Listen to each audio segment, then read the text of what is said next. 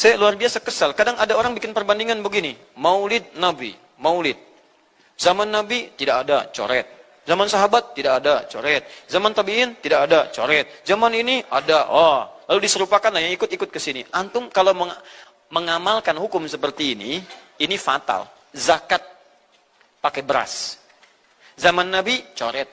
Zaman sahabat coret. Ya, zaman tabi'in coret. Zaman ulama coret. Zaman antum ada bid'ah antum. Katanya antum itu bid'ah. Saya luar biasa kesal. Kadang ada orang yang bikin perbandingan begini. Maulid Nabi. Zaman Nabi tidak ada, coret. Zaman sahabat tidak ada, coret. Zaman tabi'in tidak ada, coret. Zaman ini ada. Kalau begitu dia bid'ah. Jadi katanya kalau antum kalau mengamalkan hukum seperti ini fatal katanya. Zakat pakai beras diberi contoh.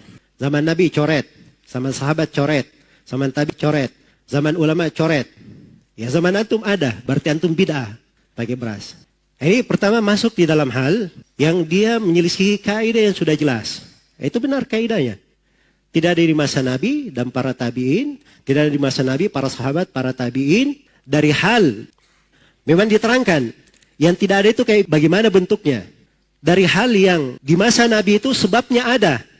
Konsekuensi, hal yang menyeru untuk melakukannya itu ada. Dan tidak ada penghalang di masa Nabi.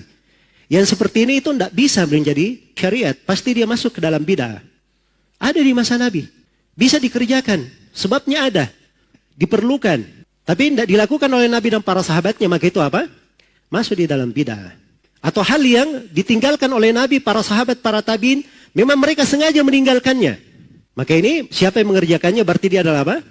Adalah bid'ah. Ini memang kaidahnya di situ. Jangan bolak-balik. Memang betul. Yang tidak ada di masa Nabi itu bukan bid'ah. Mobil tidak ada di masa Nabi. Bid'ah atau bukan mobil? Bid'ah secara bahasa. Tapi secara syar'i apa? Tidak. Dia dibolehkan. Ya, jangan masuk dalam pembahasan itu. Fokus. Katanya fokus. Ini keluar pembahasan. Terus memberi contoh beras. Ini saya nggak tahu zakat apa yang diinginkan. Kalau diinginkan zakat adalah zakat hasil bumi, maka beras masuk di dalam keumuman ayat. Wa atu haqqahu yawma hasadi. Kalau dia inginkan dengan zakat adalah zakat fitri, maka beras masuk di dalam keumuman hadits sa'an min ta'am. Satu sok dari makanan.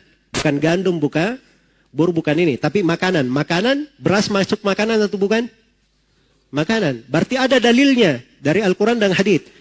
Jangan langsung bilang, oh tidak ada di masa Nabi. Dari mana dia bilang tidak ada? Ini karena kurang detail di dalam apa? Melihat dari dalil-dalil. Kadang pendalilan itu tidak harus secara nas. Ya, tapi itu tadi kaidahnya. Jangan keluar dari makna itu tadi. Jadi sesuatu itu kalau dia tidak ada di masa Nabi, padahal ada hal yang mengharuskan hal itu dikerjakan, dan perkara itu juga tidak ada yang menahannya, maka yang seperti ini, itu adalah hal yang tidak boleh ada yang masuk di dalamnya. Bukan perkara yang disunahkan. Nah itulah pembahasan maulid. Alasan maulid apa? Cinta kepada Nabi. Cinta kepada Nabi, semua orang cinta kepada Nabi atau tidak? Iya. Makanya kita tanyakan, kalau memang cinta kepada Nabi, tidak ada yang lebih cinta kepada Nabi melebihi para sahabat Rasulullah SAW. Mereka tidak ada yang bikin maulid. Jadi sebabnya ada di masa Nabi SAW. Tapi tidak ada para sahabat yang melakukannya. Menunjukkan bahwa itu tidak disyariatkan. Dan tidak ada penghalang. Menunjukkan bahwa itu bukan syariat. Itu cara memakai kaidah. Jangan mencampur baurkan antara ini dan itu. Ini perkara yang tidak bagus ya. Membawa kepada apa? Pembahasan-pembahasan yang sudah dikaji secara ilmiah oleh para ulama. Di ilmu usul fikih itu pendalilan itu ada sumbernya. Ada dari Al-Quran, ada dari hadits, ada dari ijma', ada dari qiyas, ada dari ucapan sahabat. Sebagiannya ada yang menghitung istihsan, ada yang berdalil dengan amalan penduduk Medina, ada yang berdalil dengan masalih mursala. Itu kan dibahas di pembahasan usul fikih. Jadi cara pendalilan itu ada cara berdalilnya. Ya bukan sembarangan. Jangan seorang itu kalau dia tidak sependapat dengan orang lain, keluar darinya kalimat-kalimat yang kalimat ini tidak cocok di dalam apa? Di dalam ranah silam pendapat.